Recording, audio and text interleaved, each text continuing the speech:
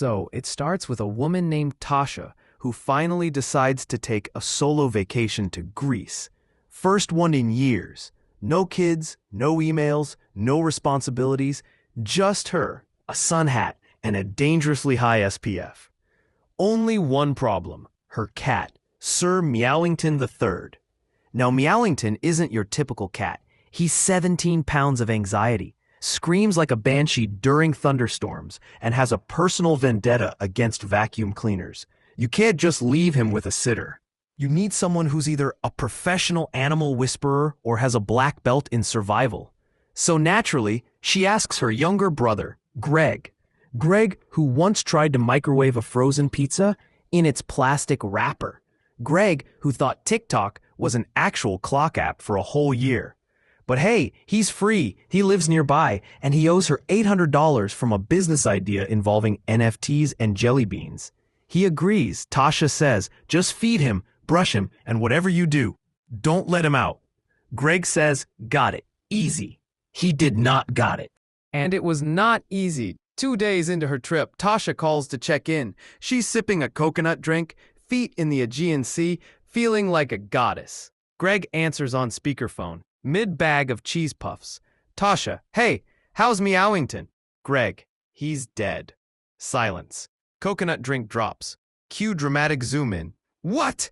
Greg, cool as a cucumber. Yeah, he got out, climbed the neighbor's shed, leapt into a tree, and then just stopped believing in gravity. Tasha is hysterical.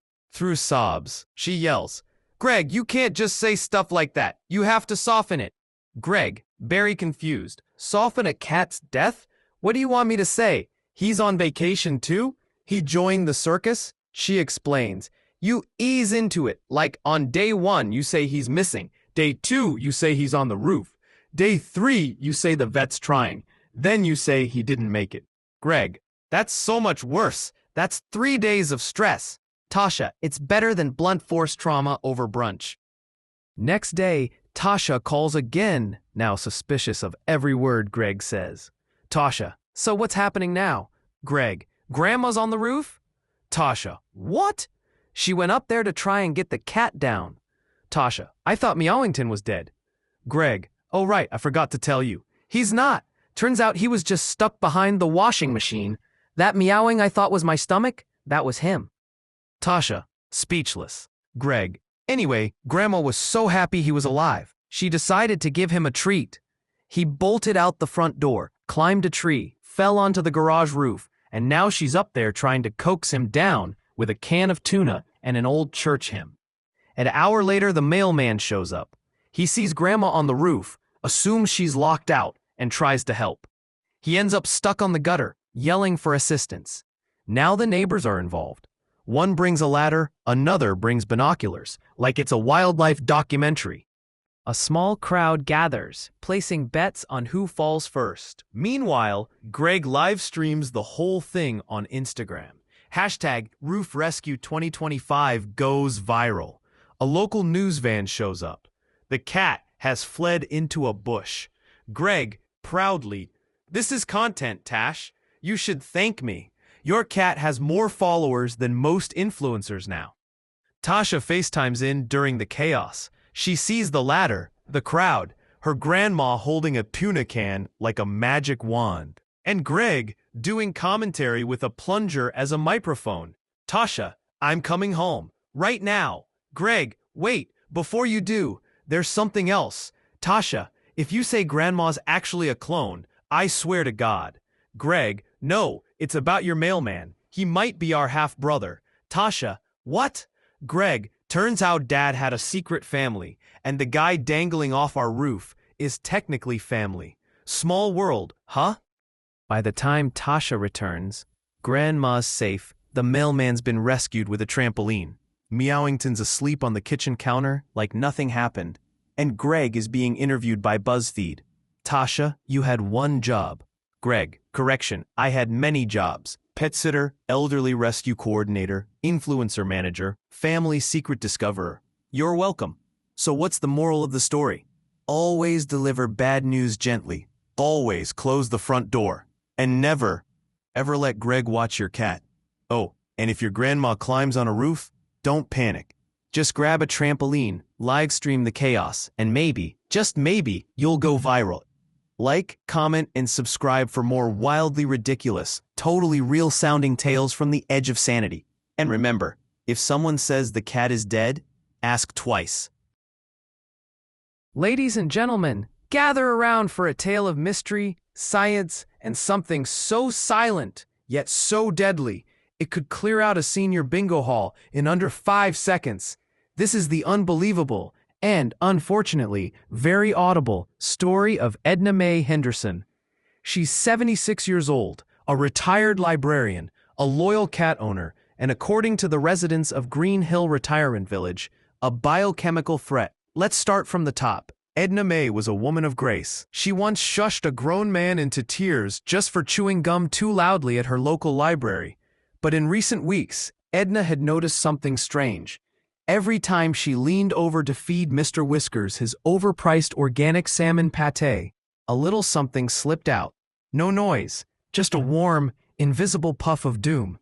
At first, she blamed the cat, then the furniture, then the neighbors, until one day, her own grandson shouted, "Grandma, your farts smell like expired vengeance." That's when she realized it was her, and she needed help. Edna booked an appointment with her primary care doctor, Dr. Gary Mitchell. A man so overbooked, he schedules colonoscopies during lunch. Dr. Mitchell listened as Edna explained her dilemma. "Edna, I have gas, doctor. Horrible gas. It's frequent, it's fierce, but it's silent. Which I'm thankful for, but well, my cat hasn't made eye contact with me in a week." Dr. Mitchell raised an eyebrow, then tilted his head like a confused puppy. "You're experiencing persistent silent emissions. With a strong odor?" She nodded solemnly. He handed her a small brown bottle of pills and said, "Take these. Twice a day. Come back in a week." Edna clutched the bottle like it was the Holy Grail and headed home, hopeful. 2 days later, Edna's silent gas turned into a symphony. She farted during Tai Chi and knocked over 2 yoga mats. She passed gas in the elevator and caused 3 people to take the stairs for the first time in years. One woman even claimed Edna's flatulence made her pacemaker skip a beat. And the worst part? They weren't silent anymore. Nope, these were loud. Like, did someone start a lawnmower indoors? Loud. Panicked? She returned to Dr. Mitchell's office. "Edna, doctor, you said these would help. But now, not only is my gas still smelly, it's louder than a karaoke night at a senior bar." Dr. Mitchell looked up from his clipboard, smiled, and said, "Well, we've solved your hearing problem. Now let's work on your digestive one." Realizing this was no ordinary case of granny gas, Dr. Mitchell referred Edna to a gastroenterologist, Dr. Linda Fox. Dr. Fox specialized in digestive disorders and could diagnose a burrito from 50 feet away based on sound alone. Dr. Fox asked Edna to keep a fart journal. Yes, a literal diary of when, where, and how each fart occurred. Edna took the assignment seriously. She used color-coded stickers, named each fart, rated them from oopsie to apocalyptic. Here's a sample entry. Date, Tuesday, time, 3:42 p.m. Location, Church Bingo. Codename, Holy Wind. Notes, Scared Sister Margaret. May need to send apology cookies. Dr. Fox reviewed Edna's journal and realized something. It wasn't just the gas. It was the food. Edna had been eating a high-fiber diet, thinking it would keep her regular. Spoiler, it did more than that. Her breakfast alone had more fiber than a whole bag of chia seeds blended with cardboard. Dr. Fox adjusted her diet. Less fiber, more balance. Edna also started taking probiotics and yoga classes, the kind where everyone pretends not to hear when someone accidentally lets one slip. Meanwhile, the residents of Green Hill had enough. They began calling Edna by new names: the Wind Whisperer, Queen Flatula, and one guy even made a t-shirt that said, "I survived Edna's elevator episode." Edna decided it was time for a town hall meeting. She stood up in front of everyone and said, "Yes, I farted in silence. I farted in stereo. I may have farted in surround sound, but I did it for science, for medicine, for all of us." The room was silent. Then someone farted in the back. Everyone turned to Mr. Jenkins. He shrugged and said, "I was just trying to support you, Edna." A month later, Edna's health improved. Her diet was balanced, her gas minimal and discreet. Mr. Whiskers finally sat on her lap again, and Sister Margaret accepted the apology cookies. Edna became a local legend. She even gave a TED Talk at the community center titled "Silent but Deadly: My Journey Through Gastrointestinal Glory." So what's the moral of the story? Don't underestimate a granny with a fart journal. Fiber is great until it becomes a weapon. And never ever take your hearing for granted. Next time you're sitting peacefully on a bus and hear someone toot in the distance, just remember, somewhere out there, Edna May is proud of you. If you laughed, gasped, or double-checked your diet during this video, hit that like button. Drop your funniest grandma or grandpa story in the comments. We know you've got one. And if you never want to miss another ridiculous side-splitting Reddit-style tale, make sure you subscribe and ring that notification bell like it's Taco Tuesday and someone just opened a can of beans. Until next time, friends, may your gas be gentle and your fiber be kind. Life. Sometimes it gives you lemons, sometimes it gives you spontaneous combustion, and sometimes it gives you a nosy neighbor who confuses your burned-up RV for your late wife. Buckle up, because this isn't your typical tale of tragedy. It's a comedy of catastrophic confusion, crispy campers, and one really unfortunate casserole. Let's dive in. So meet our heroes. We've got Larry, a semi-retired carpenter with a beard that makes lumberjacks feel insecure, and his twin brother Barry, a self-proclaimed culinary scientist, which is just a fancy way of saying man who once microwaved a steak. Larry owns a run-down RV that he swears has personality. Translation: it smells like burnt cheese and leaks when you sneeze near it. Barry, meanwhile, has a wife, a small herb garden, and a tendency to speak like every sentence is a dramatic announcement. That fateful weekend, Larry had finally decided to sell the RV and invited 4 friends over to test drive the party experience. That's Larry speak for drink beer and watch fireworks from the roof of a vehicle not rated for anything above a light breeze. Barry, meanwhile, went to visit his in-laws, leaving his wife at home to care for her sourdough starter, which she considered their 3rd child. Larry's test drive went about as well as you'd expect. At approximately 7:32 p.m., his friend Jerry lit a questionable Roman candle inside the RV. Why? Because as Jerry said, nothing bad ever happens in a closed space with gunpowder and enthusiasm. Moments later, Larry's beloved RV, named Bertha the Brave, was reduced to a smoldering chassis and a broken lawn chair. Meanwhile, across town, Barry's wife, deep in a bread-making trance, had accidentally turned the oven to inferno and forgot to remove the plastic Tupperware inside. Her kitchen now resembled a Salvador Dali painting made entirely of melted lids and regret. The cherry on top? She fainted from the fumes, hit her head on the granite counter, and was taken to the hospital. The next morning, Larry's RV made the front page of the local Gazette. Right under that, Barry's wife's unfortunate obituary due to a tragic clerical error by a new intern at the paper. So Larry, still mourning his RV, he held a literal candlelight vigil in the driveway, is approached by Mildred, the 83-year-old neighborhood gossip and the unofficial mayor of casserole distribution.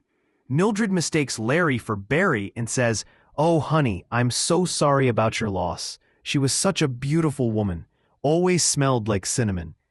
Larry, assuming she meant his RV, says, "Oh yeah, she had her charm, but that cinnamon smell? Probably the mice." Mildred, shocked but nodding politely, continues, "You must be devastated. I brought you my famous ham loaf."